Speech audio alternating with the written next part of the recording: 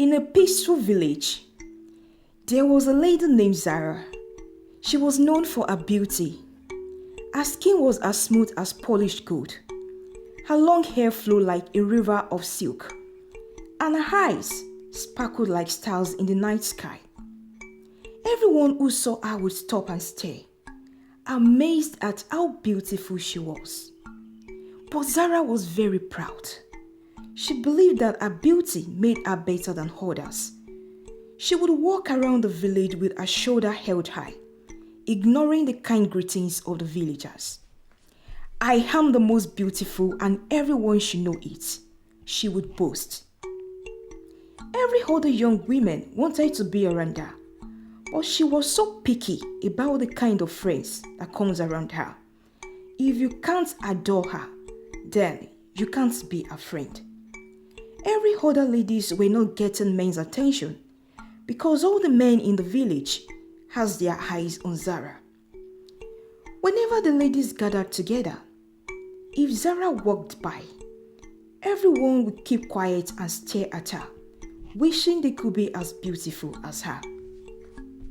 Elderly women would stop and admire her, saying, "Zara, you are the most beautiful woman in the whole village." Zara would only smile. She was pleased with all the attention. One day, one of the ladies in the village called Amina wanted to get married, and a suitor happened not to be from their village but a neighboring town. The news was everywhere, and the preparation was already ongoing. The moment Zara heard about it, she boasted, saying, "No man can ever set his eyes on me, then leave me to go marry another woman who is not as beautiful as me, except the man is blind. Then, if the man is not blind, it means that the man hasn't set his eyes on me." The next day, the news came to Zara that Amina's suitor was around. Immediately, she went to find the man and flaunted her beauty before him. Amina's suitor stared lustfully at Zara. He was really captivated by her beauty. To the shock of everyone, Amina's suitor called off the marriage rite, saying he would prefer to marry Zara instead of Amina. And that was how the marriage rite was never held. As usual, Zara still rejected Amina's suitor. One sunny afternoon, as Zara went to the river to fill a water jug, she met some other young women from the village. They were all chatting and laughing. But Zara, with her pride, felt she was too beautiful to be with them. Somehow, she heard them talking about Amina. "Look at you all," Zara said, with a mock on her face. "You all will never be as beautiful as I am. Even the goddess of the land could not compare to me." Her voice full of pride. None of the ladies could reply her because they always felt inferior to her. As she finished filling her jug, she turned and walked away. That night, the queen sent for Zara and told her that she would like her to marry the prince when he comes home for the festive period. This news even made Zara more pompous.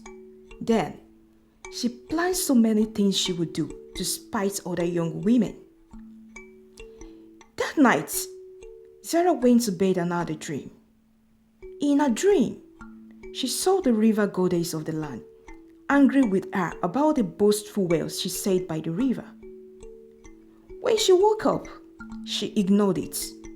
Then, she planned to go into the village and let other young women know that the prince is coming home to marry her. As Zara looked in the mirror, she gasped in shock. Her once beautiful face had changed. Her skin was no longer smooth and glowing. It had become rough and spotted. Her beautiful hair had started to fall out, leaving her with thin strands. Her once sparkling eyes looked dull, and her smile faded. Zara cried out in fear. "What has happened to me?" she asked, but there was no answer. The goddess had taken away her beauty because of her pride. Word spread quickly throughout the village about Zara's change. Many people didn't believe because they didn't see her.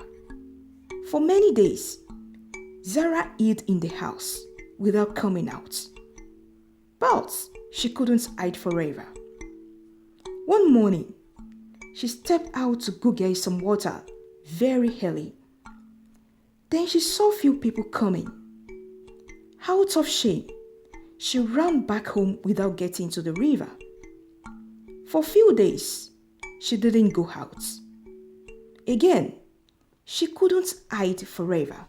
She just had to go out. As Zara walked through the village that day, everyone stared at her in surprise.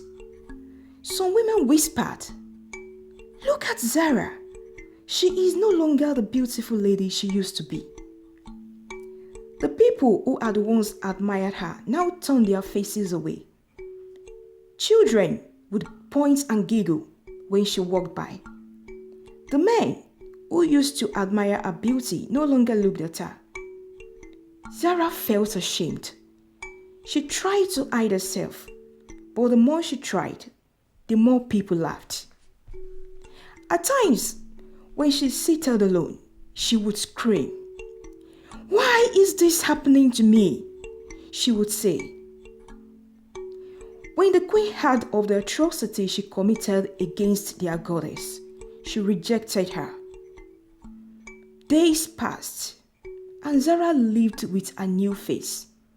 She became a quiet and humble woman, but the shame of her past never left her. The villagers no longer saw her as the beautiful lady they once knew. Instead, they saw her as a woman who had let her pride ruin everything. Zara never boasted again. She now spoke kindly to everyone, but no one ever forgot the way she had once acted. As Zara grew older, she realized that true beauty was not in how one looked, but in how one treated others. She learned a lesson that pride could take away everything, even the most precious gift of all. And so, Zara lived the rest of her life in quiet humility. She never regained her beauty, and never did she forget the day her pride turned her world upside down.